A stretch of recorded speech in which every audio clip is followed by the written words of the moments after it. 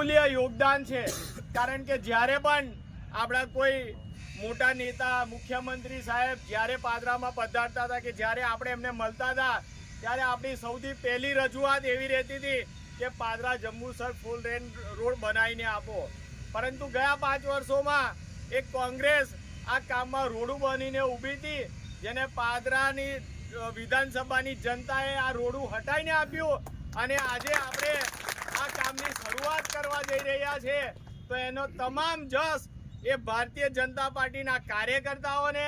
અને પાદરા વિધાનસભાના તમામ નાગરિકોને એનો જશ જાય છે કે જેમના કારણે આ કામની આજે શરૂઆત થઈ છે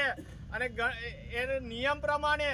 જેની મર્યાદા હશે એટલા સમયમાં જ આ કામ એ પૂર્ણ કરીને આપવામાં આવશે એવું આરએનબી વિભાગે પણ આપણને બાંહેધરી આપી છે।